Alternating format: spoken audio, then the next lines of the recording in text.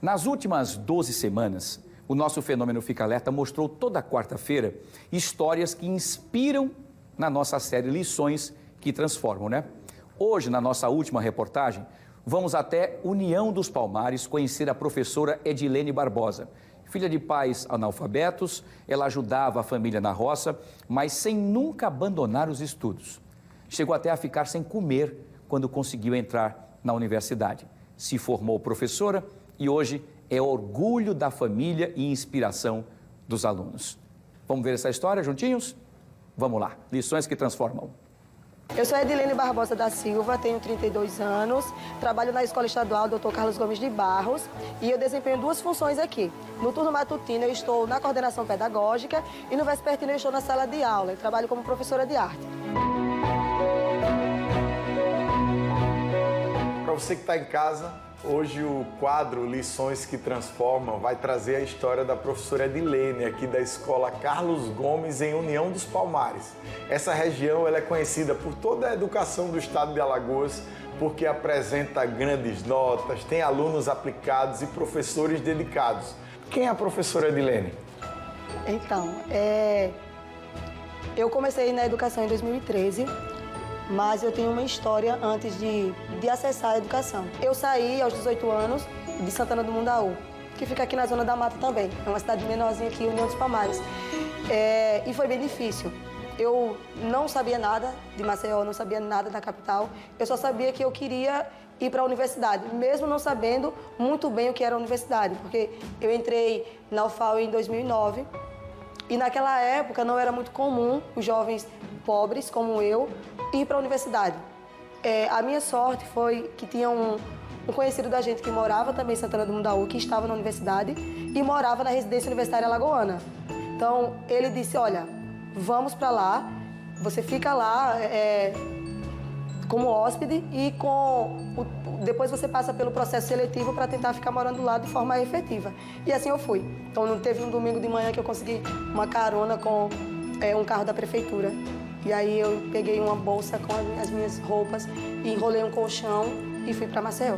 Só que quando você está lá como hóspede, como eu estava, a gente não tem direito à alimentação, a gente não usufrui dos recursos que tem na casa, que a casa oferece. Então eu passei mais ou menos um mês sem poder me alimentar e eu também não, com a alimentação da casa eu também não tinha dinheiro para isso. O dinheiro que eu tinha no bolso era R$80. E como é que você fez durante esse mês para comer, para poder passar esse mês? Em algumas vezes o pessoal dividia, né, o almoço ou a janta, e outras vezes eu ficava sem comer. Para um montão de gente que está em casa assistindo agora, professora, essa é uma história muito comum. As pessoas passam por isso, infelizmente, em Alagoas, no Brasil, em vários cantos do mundo. E o que a senhora está fazendo aqui, contando a sua história, sem dúvida está inspirando pessoas que estão em casa. Porque numa situação dessa de vida, parece que a vida está impondo, dizendo a você, olha, não vá que você não vai conseguir, você não vai ter o que comer, você não vai ter como conseguir vencer. Mas a educação lhe mostrou que isso não era verdade, não é isso? Não, com certeza. Eu aprendi desde muito novinha que a educação eu só tinha um caminho na minha vida, e era a educação.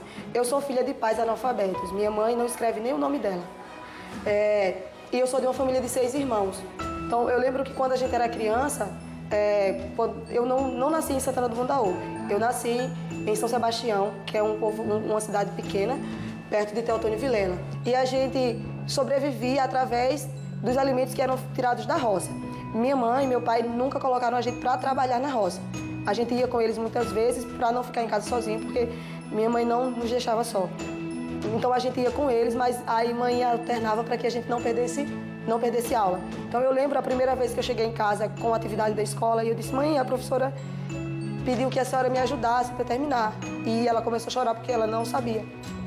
Então, um dos motivos para eu entrar na educação, para começar na educação, era tentar alfabetizar minha mãe. Mas hoje ela não quer mais. Então, não podendo alfabetizá-la, eu faço o que eu posso dentro da educação para contribuir para outras pessoas, para outros jovens como eu. Então, seu pai, sua mãe, analfabetos. Sim. Criando na roça em Santana do Mundaú 6 filhos. Isso. Com toda essa dificuldade, eles incentivaram todos a estudarem. Ou seja, eles eram pessoas extremamente sábias Sim, porque eles sabiam que era através da educação que a família de vocês podia ter uma transformação social mesmo, e foi isso que aconteceu. A minha mãe, ela sempre dizia que eu não poderia ter a mesma vida que ela teve. Eu não podia pensar na ideia de, no futuro, casar e depender de um marido. E não podia viver a vida como ela, sem ter um emprego, sem ter uma estabilidade. Porque com certeza tem muita gente que está vendo agora que está dividindo o ovo com o irmão, Isso. que está dividindo um pedaço de bife, que às vezes não tem o que comer, que às vezes precisa de uma ajuda de um vizinho, de um familiar, de um parente. Então a grande mensagem do programa de hoje é que a educação transforma, salva e realiza uma mudança profunda na nossa sociedade, tá certo? O que é que a senhora diria nesse momento para um montão de gente que está em casa ali assistindo? Qual era um recado que você daria para eles agora? O que eu posso dizer para o jovem hoje? Acredite em você, acredite que é possível. A pessoa que mais acredita em mim nesta vida sou eu. A segunda pessoa que mais acredita em mim é a minha mãe. Mas, se eu não tivesse a minha mãe acreditando em mim, ainda assim eu teria a mim mesma.